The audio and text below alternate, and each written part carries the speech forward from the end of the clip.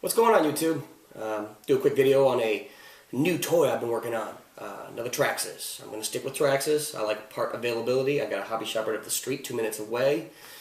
Literally stocks everything I could possibly need for Traxxas, so it's convenient and I'm going to go with it. So, this is a Slash, obviously, but I've done some tweaks to it. And I'm going to go over that with you guys. Obviously, this is not the original body. This is a J Concepts body. You can tell it says J Concepts huge on the side. I don't know. It's a J Concepts body. Whatever. But not your typical short course body. It's something I liked. I did a quick paint job on it. I did it in my basement. My wife was not happy. It stunk up the whole house. But it's 5 degrees outside and snowing, and paint doesn't work well when you do that outside. So, gotta do what you gotta do. But you can see I masked off this and did a little masking on the top and with the silver and black scheme. I think it looks pretty cool. And I like the fact that there will be no rubbing on this body, you know what I mean? Front tires can't even touch. Rear, that sticks up so far in the back, you know, won't have that problem either. So I kind of like that. So hence the reason why I went with this body. Here's the paint job. Anyways, put it on the floor. So, I bought the low center of gravity kit, or chassis kit, or whatever you want to call it for this, to get a little better performance out of it, and it makes a difference. You can see this one actually I have run outside a couple times. It's salty. I gotta clean it or else it's gonna turn into a rust bucket. So I gotta do something about that. But I don't have this fully upgraded to stainless steel screws yet. I have them downstairs, but I'm working on other projects so much I haven't had time.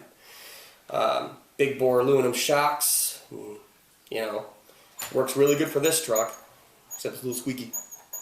Anyway, so big bore aluminum shocks, Pro Line shock towers, the Traxxas bell crank for the steering, aluminum. It's blue. I don't think you can see it, but it's in there. It's just running the 2075 servo original from the kit, because for this I've had no problem with that servo running in this truck. Just for play tires and rims, I'm running the Pro Line. I think, but yeah, these are Badlands. Like these are good tires. No complaints on that. Just a RPM rear motor guard. Not going too crazy with a lot of aftermarket on this, so I've had pretty good luck with the A-arms and things like that. Nothing has really snapped. So I'm not going to upgrade until something breaks. Clearly I've purchased quite a few lipos for this. I'm telling you guys, if you haven't heard me say it before, I'll say it again, Hobby King.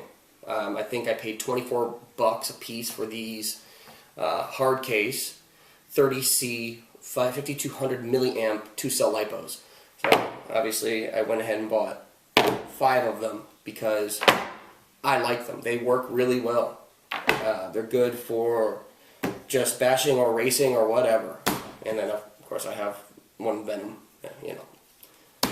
But it's good to have a lot of batteries because this is going to be my track truck. That's why I have these. I have a clay track right up the street that I can run at. And that's why I bought these Gladiators, these Pro Line Gladiators. The wheels, the rims are low-C, but I like disc. You know, it doesn't get all filled up with dirt that way on the outside, so I like the discs that they offer. So I've got, these are my track wheels and tires. Obviously have never been used. Super soft and should grip well. Spectrum DX2E controller for this guy. That's because this is I use the controller for this truck as a donor for another one.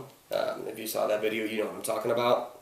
And yeah, this is the track truck. So I'm going to have some fun taking this to the track. Now, I guess I'll mention this. For anybody that runs the Velineon system, has a VXL anything by Traxxas, the main sticking points, the only bad thing I've ever experienced with these things is the button, like the on-off button that sticks. That can completely ruin an ESC. If it gets stuck down, every time you turn it on, it literally goes into programming mode. It's a real pain. I had this happen to me on this one here, and I couldn't I couldn't get it to unstick. I used everything I possibly could think of. It didn't work.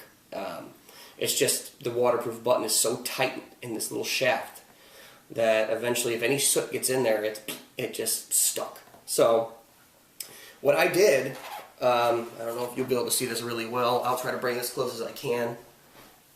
This, you see the button I have in here? What I did was I literally took an X-Acto and cut around the button shaft and pulled it out. And then I went ahead and took a piece of long plastic. Like this is literally from a plastic hanger. I cut a section it's about that long. Then I cut the hole to fit it almost perfectly. I stuck it in there. It touches the button. I siliconed around it, and now I have a waterproof button that will never get stuck again. So that was my fix for that, and it works. It works perfectly. No more problems with sticky buttons. So that's nice. So I highly recommend, if anybody gets that sticky button problem, to not send it back. It takes like 4 to 6 weeks for you to get your ESC back, and then they charge you like $55 to fix it, and it's going to get stuck again. It will, I promise you. If you do this, it'll never get stuck again. You don't have to spend any money except for the cost of a plastic hanger for the little piece of plastic you have to put down in there and then silicone around it. So, anyways, this is what I'm running other than my other RCs. This is what I've been working on a little bit. So, hope you enjoyed the video. Hope that button, little button trick works for people if you're having that problem. And thanks for watching. And until the next time, guys, we'll see you later.